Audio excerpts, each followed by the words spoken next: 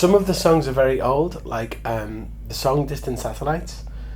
The origin is 1996. The song Take Shelter, the origin is 2008. The song Firelight, the origin is 2008. Most of the others are less than 2 years old or 3 years old, so most of those melodies started around the time Weather Systems was being finished. There would be another little thing, like I think we might be recording Weather Systems and the Anathema piano track happens on the piano in Liverpool, Park Street Studios, the same piano used on Clocks by Coldplay. And but that song was like, okay, that's not going to go on Weather Systems, it's too soon, so we'll wait. But it was started then. And then 3 songs happened very quickly in Portugal in March 2013. That's the Lost Song 1, 2 and 3. They all happened in 2013. And it was recorded from December 2nd, 2013, and it was finished about April.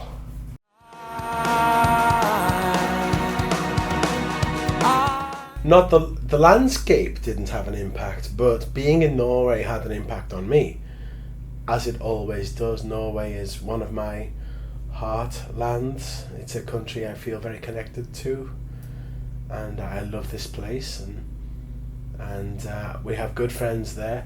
But the most important factor really was Christer Anders Cederberg, because it's his production, and it was made in his studio in the snow.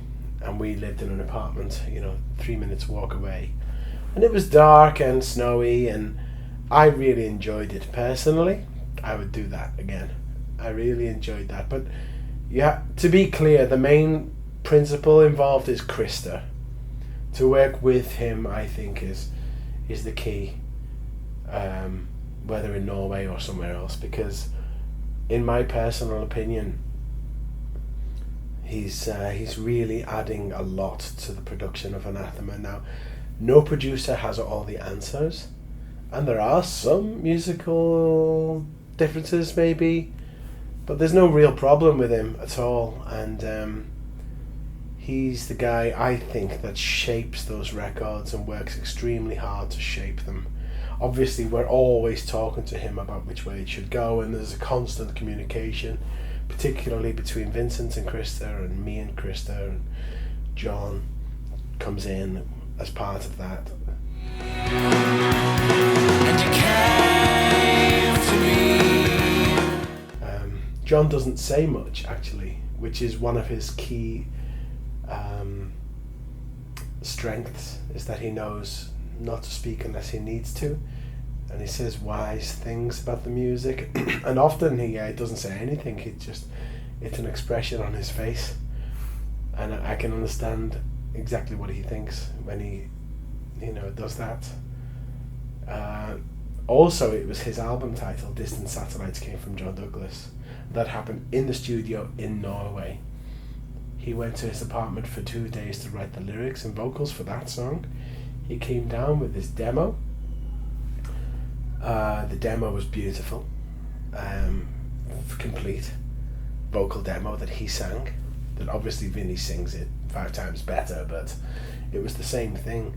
And John told me he wanted to call the song Distant Satellites, and he didn't even have to tell me why. He made a little expression about what that song is, which is about people getting lost and sometimes coming back. And I immediately understood it, and I felt it. My heart opened, and I had compassion, because he was really talking about himself, and I love him very much. But more than that, it also applied to other people that I have loved, like my mother, who had a hard life, and other people, and it applies also to the story of the band and how we've managed to stay in orbit with each other even through difficult times, when some orbits go a little bit loopy, elliptical, and become more distant and then come around again. And it's about people, and to extend that, I believe love is the gravity between people, certainly between us. So I was very moved when he told me this title, and I think 5 minutes later I was like, I want this to be the album title. 2 minutes later, and within 15 minutes it was totally decided. We emailed the manager emailed back 2 minutes later saying, it's fantastic, you should Google this. And we had a celebratory Thai curry, and that was all in Norway, and the Thai curry costs a lot of money in Norway. Outside my body. No, actually it was written for one person, directly speaking to one person only. And I called it this title because there wasn't another song that could use this title. It fits this title. It fits the story of that person and everything that we went through together. But it's not the story of the band. It's a relationship between one person and another. I think that's quite clear, actually, if you listen to it. Mm-hmm. We tried, we failed, but I loved you. It's quite clear, really. So, but, you know, it's a special song because of the melody.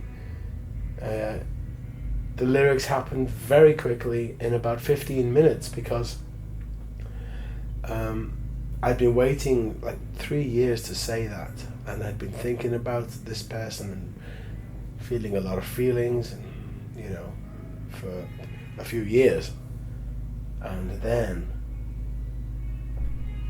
I picked up the pen, and it just was, it happened very quickly because it's a simple song, and because I was ready to say it, and it was ready to be born. The lyric was there because you know, that person was special and is special, and is significant. So it happened in 15 minutes. The lyrics were done in 15 minutes. It was actually the easiest song to finish on the album, and the real coup de grace was to add the melody at the end, which was a melody I had written separately, and it was Vincent and Krista who said, put it in this song, and then I put it in that song, and then I added the guitar solo, and there it was.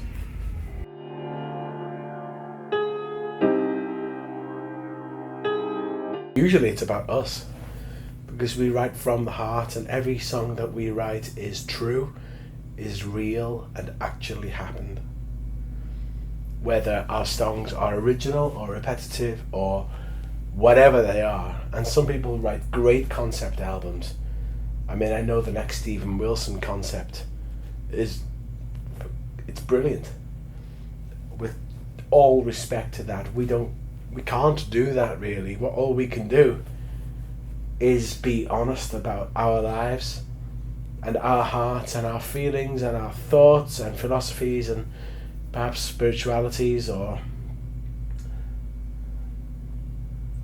internal landscapes. But it all comes from us, and it all is real, and it all happened. And I mean every song since the beginning. Certainly since The Silent Enigma, this has been the case. Since Darren White left the band and we started to write the lyrics, it's been this way. Even Duncan Patterson did it this way, you know, and he guided the band to a next level through Alternative 4. Then I took over with John and Vincent, and we tried to write more songs and did some good ones and some not so good, but they were all honest. From One Last Goodbye to Lost Control to Angelica, it all happened for real. And it's one of our strengths, because not many bands can really say that. Well, actually, probably quite a few bands could say that. Some special lyricists out there. There are lyric writers who are able to play with ideas and play with lyrics and play with imagery in a beautiful way. And I wish I had this ability. I was thinking today of a Radiohead lyric of a song. I've made a cover version of this song, and it's called How to Disappear Completely. And Tom York is singing these words, and he sings 3 words. He sings fireworks and hurricanes. And I'm just sitting there listening to this song going, God, I wish I could write that, fireworks and hurricanes. It's just, and it's like, it says so much in a beautiful, abstract, amazing way. And I can't do that very well. All I can do is be honest about, and maybe it's self-indulgent. I just don't know any other way to do it. And what I would say about John Douglas is that even if he's writing different styles, he's being honest too, and it's the same with Vinny. So, Anathema is the music of honesty.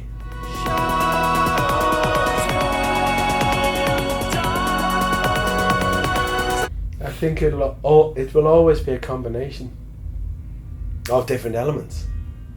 It will never be one album of all electro, or all acoustic, or all orchestra, or all rock and guitar, or all piano. There can be side projects, side albums like Falling Deeper or Hindsight that can take different paths. But the main Anathema records will probably always have a blend of different styles. And the electronic, the laptop, is definitely an important part of it. Yeah. It has become more prominent. Yeah, well, it wasn't. But it's no more. It's not more important than the guitar, and it's not more important than the piano. It is, I would say, equal. I don't belong here. Well, I have a solo project. I'm beginning my solo projects seriously now. So, first one is an album of cover versions of songs from my heart, from my history, going back since a child. And they're all made live in the studio, direct, guitar, microphone, voice, all in one, with no overdubs of any kind.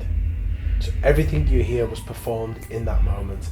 And there's 10 songs, Kate Bush, Pink Floyd, U2, Fleetwood Mac, Tim Buckley, Radiohead, others. That'll be out soon. Next year there are live events for the band and a special cathedral tour of the United Kingdom. So we're playing 4 cathedrals in the UK, ending in Liverpool Anglican Cathedral, which is a place I used to go with my school when I was 11, 12, 13 years old. I sang there then in the school choir. We're going to go back now. And if my mother was still alive, she would be super proud of this. And maybe she still is from above, who knows, but that'll be nice. If that goes well, if that goes as well as it can, it'll be the absolute highlight of 2015. Yeah, but there's a lot to do to make that work. It's a big deal. Whisper upon the breeze.